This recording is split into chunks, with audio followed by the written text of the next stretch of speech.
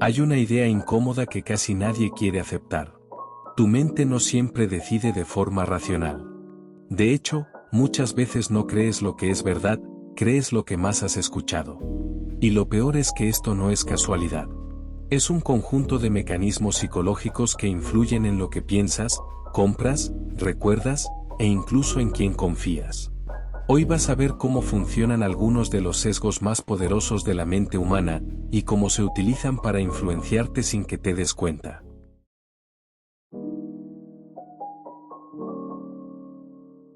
Imagina esto. Escuchas una frase por primera vez. Pasa desapercibida. No te detienes a analizarla, no la cuestionas, simplemente está ahí, como ruido de fondo. La escuchas una segunda vez. Quizá te suena un poco más familiar, pero sigues sin prestarle demasiada atención. Luego una tercera.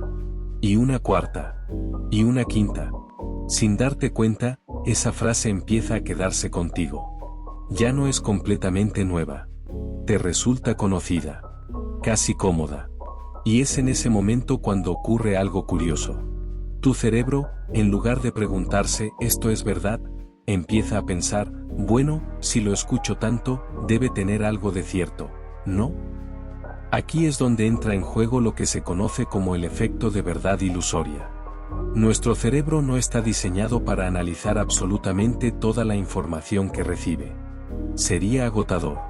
Por eso utiliza atajos mentales, pequeños trucos para ahorrar energía y tomar decisiones rápidas. Uno de esos atajos es la familiaridad. Lo que nos resulta familiar, nos parece más confiable. Y eso tiene sentido desde un punto de vista evolutivo, lo conocido suele ser seguro.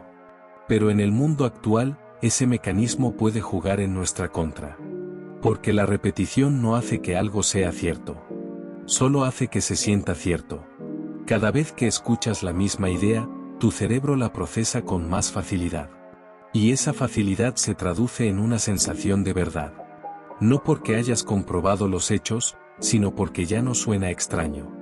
Es como si la mente dijera, si esto fuera falso, ya me habría dado cuenta antes. Pero no. No necesariamente. De hecho, este fenómeno es una de las herramientas más poderosas y peligrosas que existen en comunicación. La propaganda lo ha utilizado durante décadas. El marketing lo usa constantemente. Y muchos discursos persuasivos se construyen exactamente sobre este principio. Repite una idea lo suficiente y empezará a echar raíces.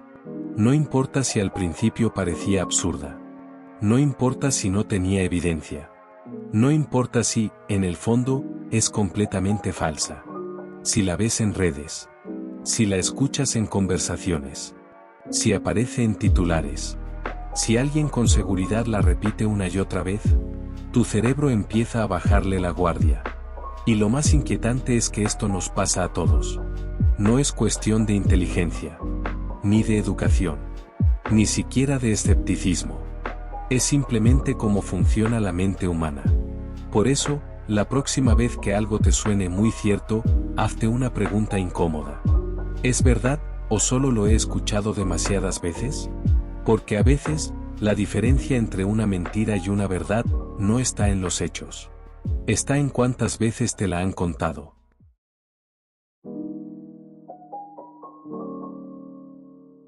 Ahora imagina algo diferente. No es una discusión normal, no es un simple desacuerdo. Es algo mucho más sutil y mucho más peligroso. Tú recuerdas algo claramente. No tienes dudas. Sabes lo que viste, lo que escuchaste, lo que sentiste en ese momento. Está ahí, en tu memoria, como cualquier otro recuerdo. Pero entonces, alguien interviene. Eso no pasó. Te lo estás imaginando. Estás exagerando. Al principio lo tomas como una diferencia de opinión. Piensas, bueno, quizá lo recuerde distinto. Pero esa persona no se detiene. Insiste. Repite. Corrige tu versión una y otra vez, con total seguridad. Y poco a poco, algo empieza a cambiar dentro de ti. Empiezas a cuestionarte.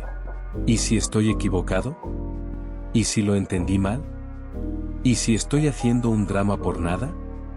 Sin darte cuenta, lo que antes era una certeza se convierte en duda. Y lo que era duda, empieza a desaparecer. Porque cada vez que intentas reafirmarte, esa persona vuelve a intervenir, sembrando más confusión. Eso es el gaslighting. Una forma de manipulación psicológica en la que alguien distorsiona la realidad de manera constante, hasta hacerte desconfiar de tu propia mente. No se trata solo de mentir. Se trata de reescribir lo que pasó, frente a tus propios ojos. Y lo más inquietante es que no ocurre de golpe. No es evidente. Es gradual. Tan progresivo que, cuando te das cuenta, ya estás dentro. Empiezas a pedir disculpas por cosas que no hiciste. Empiezas a dudar antes de hablar. Empiezas a necesitar la validación de esa persona para confirmar lo que es real. El objetivo del gaslighting no es convencerte de una mentira puntual. Va mucho más allá. Es hacer que pierdas la confianza en tu propio criterio, en tu memoria, en tu percepción.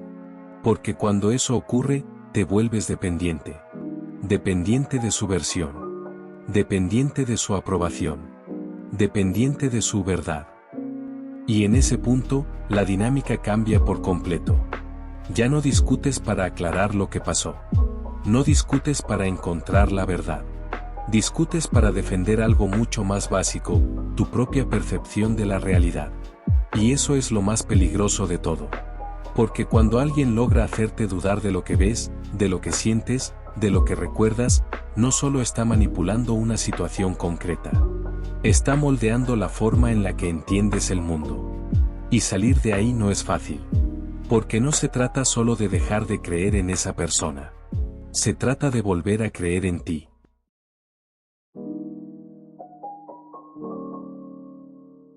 Solo por hoy. Últimas horas. Quedan pocas unidades.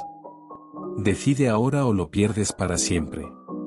Seguro que has visto estas frases más de una vez. En anuncios, en páginas web, en descuentos irrepetibles o incluso en conversaciones donde alguien intenta venderte algo. Y aunque parezca exagerado, todas tienen algo en común, están diseñadas para empujarte a una decisión rápida, casi sin darte espacio para respirar. Porque cuando sentimos urgencia, algo cambia dentro de nosotros. No es solo una sensación incómoda, es una trampa psicológica bastante efectiva. En condiciones normales, tu cerebro funciona como un buen analista. Compara opciones, valora pros y contras, piensa en consecuencias. Es lento, sí, pero es preciso. Sin embargo, cuando aparece la presión del tiempo, ese modo analítico empieza a apagarse. Y en su lugar entra otro sistema, el de reacción. El modo rápido. El modo no lo pienses tanto, actúa ya.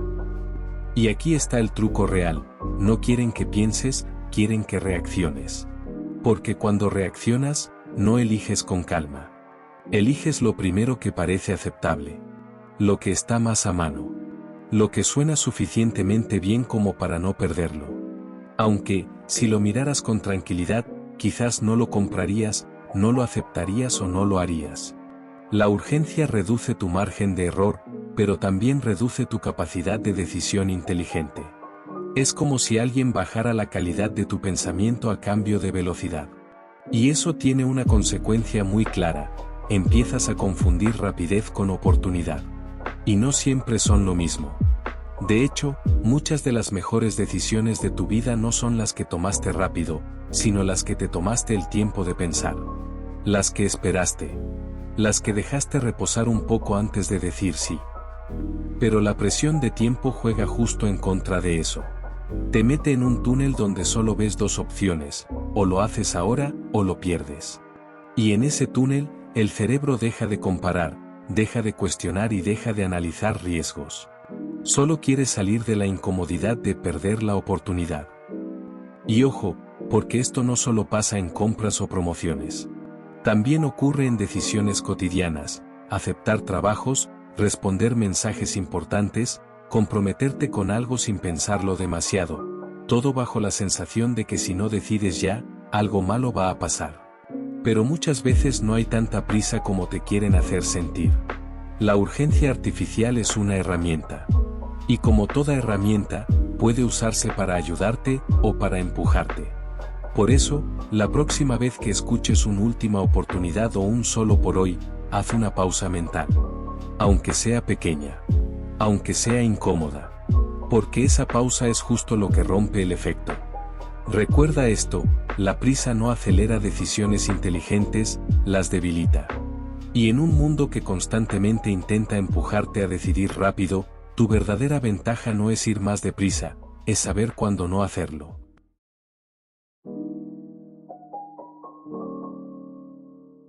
Imagina esta escena con total claridad. Estás viendo un producto en una tienda online o en una pantalla de ofertas. Todo parece normal, hasta que aparece esto. Antes, 200 euros, ahora, 80 euros. Tu reacción es casi automática. Sin pensarlo demasiado, tu cerebro dice, ¡guau, qué chollo! Pero aquí viene lo interesante, esos 200 euros probablemente nunca fueron un precio real que la gente pagará. Puede que sea un número inflado, estratégico, o simplemente colocado para crear contraste. Y aún así, ya ha hecho su trabajo. Porque en ese momento ocurre algo invisible pero poderosísimo, tu mente se ha enganchado al primer número que ha visto. Ese es el llamado anclaje mental. Y funciona así, el primer dato que recibes no solo te informa, te condiciona.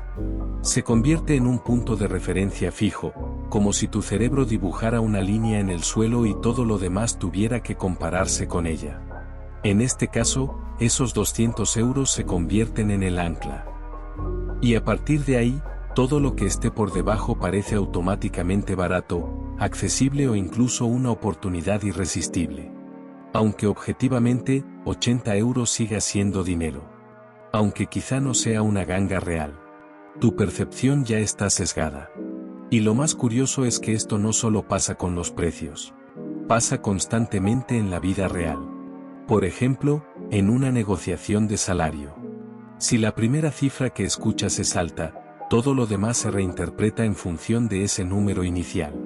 Un salario de 1.800 euros puede parecer poco, o mucho, dependiendo de si antes te dijeron 2.500 euros o 1.200 euros. El primer dato cambia completamente el marco mental. También ocurre en entrevistas de trabajo. Si el entrevistador menciona primero un rango salarial elevado, tu percepción del puesto mejora automáticamente, incluso antes de analizar las condiciones reales. El cerebro no evalúa en frío, evalúa en comparación. En el mundo de las ventas pasa todo el tiempo. El producto premium se muestra primero, no porque sea el más vendido, sino porque sirve como ancla. Hace que el resto de opciones parezcan más razonables, incluso si en otro contexto no lo serían. Y lo más impactante es que ni siquiera hace falta que el número sea verdadero. Basta con que sea el primero que escuchas. Porque el cerebro humano no funciona como una calculadora, funciona como un sistema de referencias. Una vez que ese ancla está colocada, todo lo que viene después se ajusta alrededor de ella, aunque no te des cuenta. Por eso, en marketing, en negociaciones, en ventas e incluso en conversaciones cotidianas, el orden de la información importa tanto como la información en sí. El primer dato no solo abre la conversación, la dirige. Y aquí está la idea clave que debes quedarte. No siempre decides basándote en lo que ves, sino en lo primero que te hicieron ver. Así que la próxima vez que sientas que algo es barato o caro demasiado rápido, párate un segundo y pregúntate, ¿esto es realmente una valoración objetiva, o solo estoy cayendo en la trampa del primer número que me enseñaron?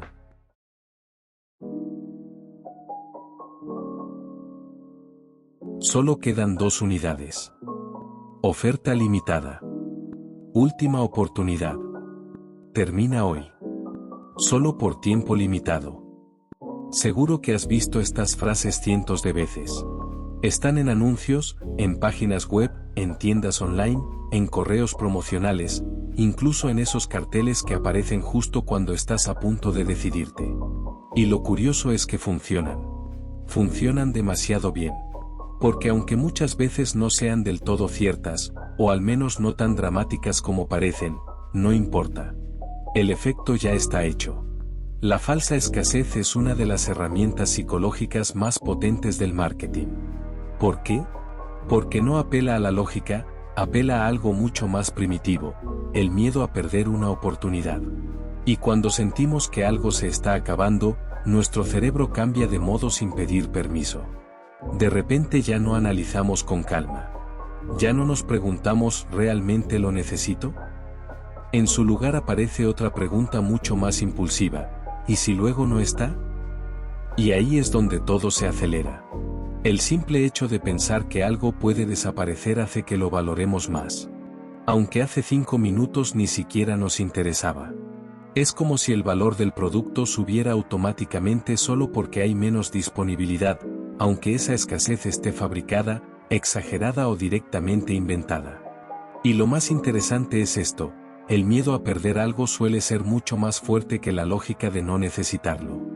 Podemos estar completamente convencidos de que no lo queremos, hasta que aparece un contador regresivo. Hasta que leemos últimas unidades.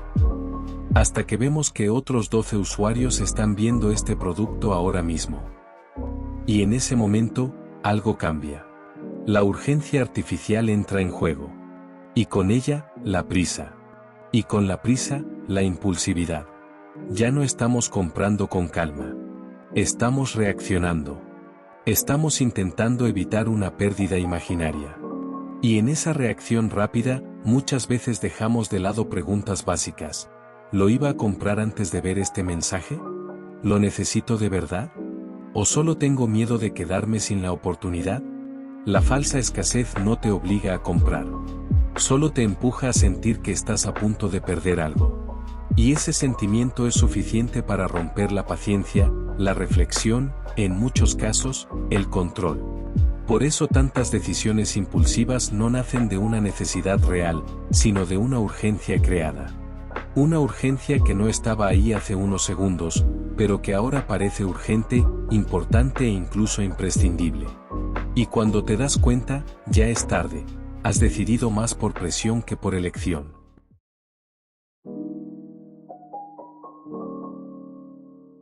Si ves mucha gente haciendo algo, tu cerebro, casi sin pedir permiso, asume que eso es correcto.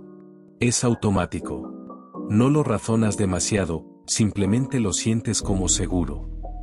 Y aquí está lo curioso, no porque lo hayas comprobado tú mismo, sino porque aparece esa idea silenciosa en tu mente de que si tanta gente lo hace, por algo será. Como si existiera una regla invisible que dijera, nadie puede estar equivocado a la vez. Imagina la escena. Estás en una calle desconocida y de repente ves 2 restaurantes, uno vacío y otro lleno hasta la puerta, con gente esperando afuera. Sin pensar demasiado, tu cerebro ya empieza a inclinar la balanza. El lleno debe ser mejor. Aunque no tengas ni idea de la comida, ni hayas probado ninguno. Solo ves personas, y eso ya te influye más de lo que crees. Eso es la prueba social en acción. Y no solo pasa con restaurantes.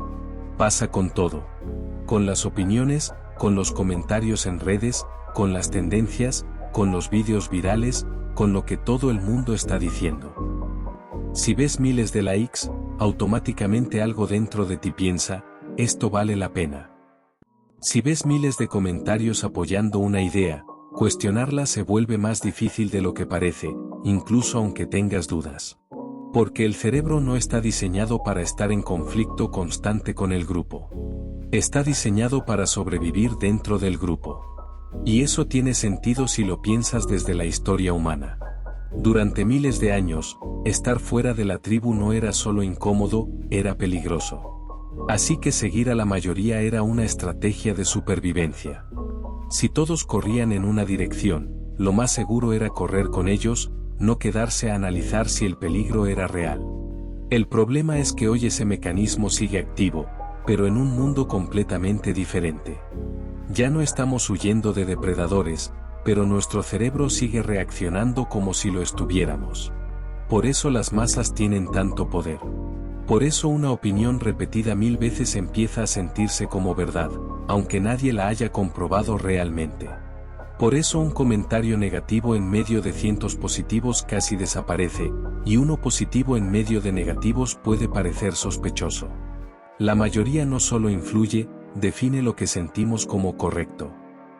Y aquí viene lo más interesante: cuando todos parecen estar de acuerdo, cuestionarlo se vuelve incómodo. No necesariamente porque esté mal hacerlo, sino porque implica salirte del grupo. Y salirte del grupo, aunque sea mentalmente, activa una especie de alarma interna. ¿Y si estoy equivocado yo? ¿Y si ellos saben algo que yo no?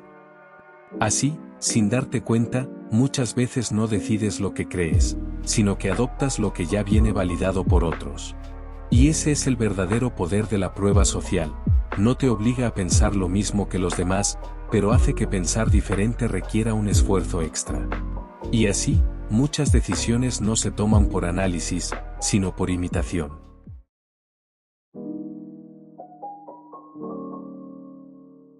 La realidad no cambia, pero la forma en que se presenta sí. Y aquí empieza uno de los fenómenos más interesantes y más peligrosos de la mente humana. Porque no decidimos solo en función de los hechos, sino en función del marco en el que nos los colocan. A esto se le llama framing o efecto de encuadre. Imagina esto. No pierdes dinero suena tranquilizador. Casi como si estuvieras a salvo, como si nada malo hubiera pasado. Pero evitas gastar dinero no se siente igual. De repente, ya no es una situación pasiva. Es una decisión activa. Es esfuerzo. Es control. Y sin cambiar absolutamente nada del hecho real, tu percepción emocional cambia por completo. Otro ejemplo. Protege el empleo suena positivo, casi heroico. Evoca estabilidad, seguridad, familias tranquilas, futuro. Pero si lo giras un poco, reduce el comercio suena restrictivo, limitante, incluso preocupante. Y sin embargo, ambas frases pueden estar describiendo exactamente la misma política, el mismo dato, el mismo impacto. Eso es lo fascinante y lo inquietante. No es el qué, es el cómo. Nuestro cerebro no funciona como una calculadora fría que analiza datos puros. Funciona más bien como una historia que necesita sentido, contexto y emoción para decidir. Y el framing es precisamente eso, la forma de empaquetar la información para influir en la interpretación. Piensa en los medios de comunicación, en la política, en la publicidad, incluso en conversaciones cotidianas. El mismo hecho puede ser presentado como una victoria o como un problema, como progreso o como amenaza, como oportunidad o como riesgo. Y lo más peligroso es que rara vez nos damos cuenta. Creemos que estamos reaccionando a la realidad, cuando en realidad estamos reaccionando a la versión de la realidad que nos han mostrado. Es como si alguien cambiara el filtro de una cámara sin que lo notes. La escena es la misma, pero el ambiente cambia por completo. Más cálido, más frío, más dramático, más optimista. Y tú respondes a ese filtro como si fuera el mundo real. Por eso, quien controla la narrativa, controla la percepción. Y quien controla la percepción, tiene una influencia enorme sobre las decisiones. No porque te obligue a pensar algo, sino porque te hace sentir que esa interpretación es la más natural. Y ahí está el verdadero poder del framing. No cambia los hechos, cambia el significado de los hechos en tu mente. Y en muchos casos, eso es suficiente para cambiar una decisión completa.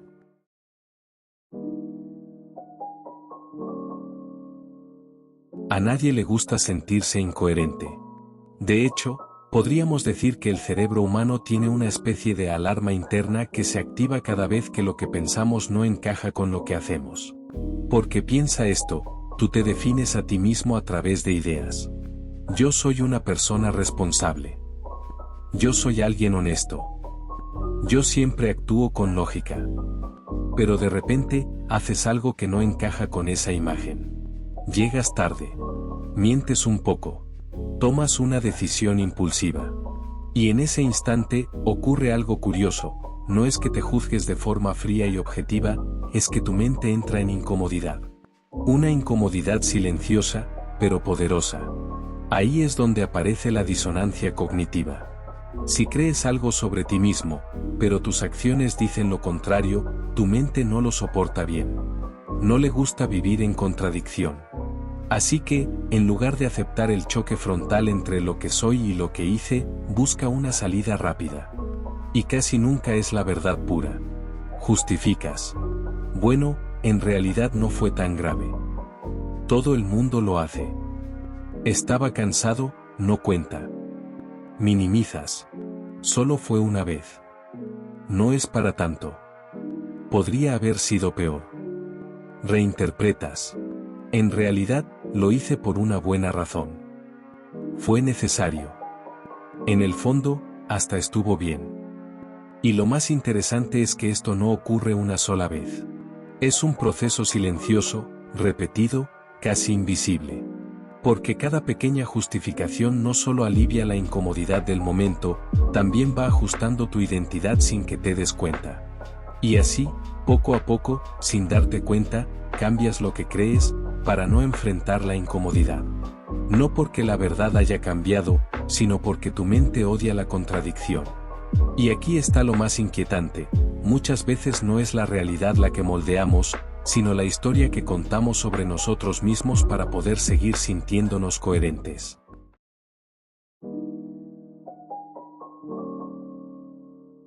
Antes de que tomes una decisión, antes incluso de que sientas que estás pensando libremente, muchas veces ya has sido influenciado sin darte cuenta. Y lo más inquietante de todo esto es que no lo notas. Este fenómeno se conoce como priming, y ocurre cuando ciertos estímulos previos condicionan tu respuesta posterior, casi como si alguien hubiera ajustado el modo de tu cerebro antes de que empieces a actuar. Palabras, imágenes, sonidos, contextos, todo puede activar asociaciones en tu mente que influyen directamente en lo que piensas, sientes o eliges, incluso si crees que estás siendo completamente objetivo. Tu cerebro no funciona como una máquina que analiza todo desde cero cada vez. Al contrario, es un sistema de atajos. Conecta ideas automáticamente, busca patrones, y rellena huecos sin pedirte permiso. Y eso significa que, si te exponen a ciertos conceptos antes de una situación, tu mente ya no parte desde cero, parte preparada. Es como si te dieran unas gafas invisibles que colorean la realidad sin que te des cuenta. Por ejemplo, imagina que antes de hacer un test te muestran palabras relacionadas con la inteligencia, el éxito o la concentración. Sin que nadie te lo diga directamente, tu cerebro empieza a adoptar ese modo. Te enfocas más, te sientes más capaz, y en muchos casos, incluso puedes rendir mejor. No es magia. Es activación de asociaciones mentales. Ahora cambia el escenario. Imagina que antes de conocer a una persona, alguien te repite comentarios negativos sobre ella. Quizás ni siquiera son hechos, solo opiniones. Pero tu mente ya ha sido preparada. Cuando finalmente la conoces, no empiezas desde cero, empiezas con un filtro. Y ese filtro distorsiona lo que ves, lo que interpretas, e incluso lo que recuerdas después. Esto es lo poderoso, y lo peligroso, del priming. No cambia lo que piensas directamente, cambia el punto de partida desde el que piensas. Y aquí es donde entra su uso en el mundo real. El priming se utiliza constantemente en marketing, política y dinámicas sociales. No siempre te dicen que debes pensar, pero sí trabajan para preparar cómo lo vas a pensar. Colores, música, frases repetidas, imágenes estratégicas, titulares cuidadosamente diseñados. Todo eso no está ahí por casualidad. Por ejemplo, un anuncio que te muestra felicidad, éxito y estatus antes de enseñarte un producto no te está vendiendo solo algo físico. Está preparando tu cerebro para asociar ese producto con esas emociones. Cuando lo ves después, ya no lo percibes de forma neutral, lo percibes cargado de significado. En política ocurre algo similar.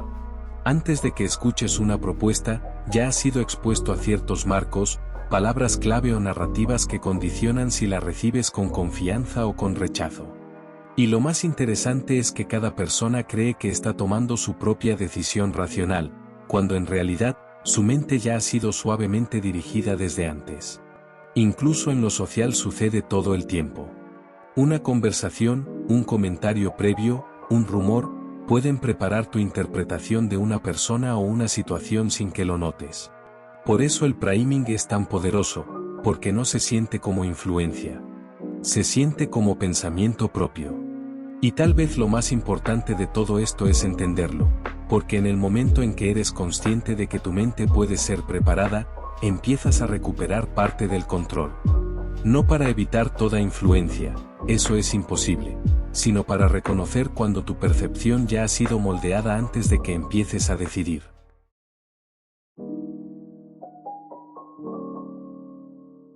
Todos estos mecanismos tienen algo en común.